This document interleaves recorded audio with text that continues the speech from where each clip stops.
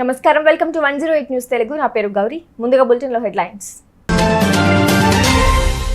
వయనాడు ప్రకృతి విలయం బాధాకరం, బాధ్యులకు అల్లు అర్జున్ విరాళం. ఆంధ్రప్రదేశ్ రాష్ట్రానికి మంచి రోజులు, కేంద్ర మంత్రి భూపతిరాజు శ్రీనివాస వర్మ ప్రశంసలు. యామిని కృష్ణమూర్తి చెరగని ముద్ర, కొనియాడిన ప్రధాని నరేంద్ర మోదీ.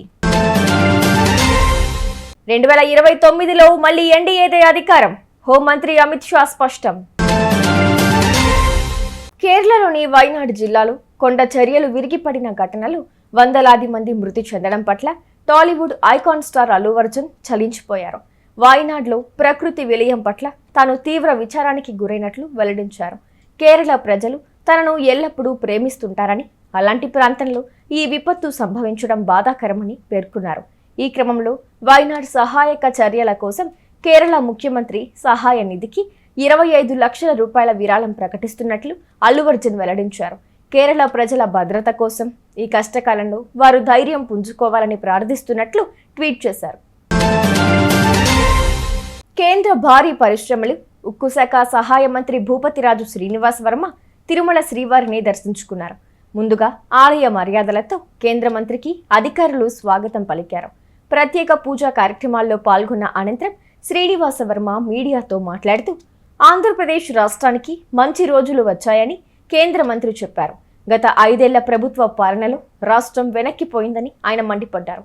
జగన్ అనే గ్రహణం కారణంగా ఏపీలో దేవాలయాలను కూడా ఎవరూ పట్టించుకోలేదని ఆగ్రహం వ్యక్తం చేశారు. దేశం గర్వించదగ్గ నాట్య కళాకారిణి యామిని కృష్ణమూర్తి నిన్న సాయంత్రం ఢిల్లీలో కన్నుమూసిన సంగతి తెలిసిందే. ఆమె మృతి పట్ల ప్రధాని నరేంద్ర మోదీ స్పందించారు. డాక్టర్ యామిని కృష్ణమూర్తి తుది శ్వాస విడిచారన్న వార్త తెలిసి ఎంతో బాధపడ్డానని వెల్లడించారు.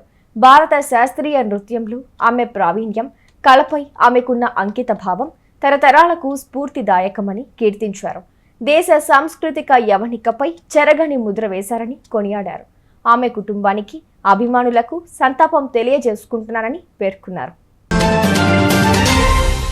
విపక్షాలు ఏం చేసినా 2029లో మళ్లీ ఎన్డీఏ అధికారంలోకి వస్తుందని, మోదీ ప్రధాని అవుతారని కేంద్ర హోంమంత్రి అమిత్ షా స్పష్టం చేశారు.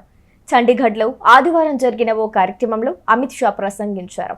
ఈ సందర్భంగా ఆయన మాట్లాడుతూ, గత 3 సార్వత్రిక ఎన్నికల్లో కాంగ్రెస్ గెలుచుకున్న స్థానాల కంటే బీజేపీకి ఈ ఎన్నికల్లో అధిక స్థానాలు లభించాయనే విషయం వారికి తెలియదని ఎద్దేవా చేశారు.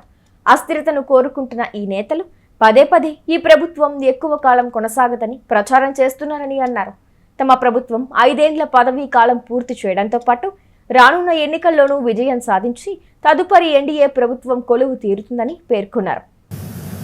कोई एक व्यक्ति, कोई एक संगठन, कोई एक दलों का समूह पूर्ण बहुमत के साथ फिर से प्रधानमंत्री बन रहा है. एक प्रकार से देश की जनता ने मोदी जी के कामों पर थप्पा लगाने का काम किया है. और मैं आपको विश्वास दिलाकर जाता हूं, ये विपक्ष को जो चेंचे करनी है करने दीजिए. आप चिंता मत करिए, 29 में भी एनडीए ही आएगा, मोदी जी.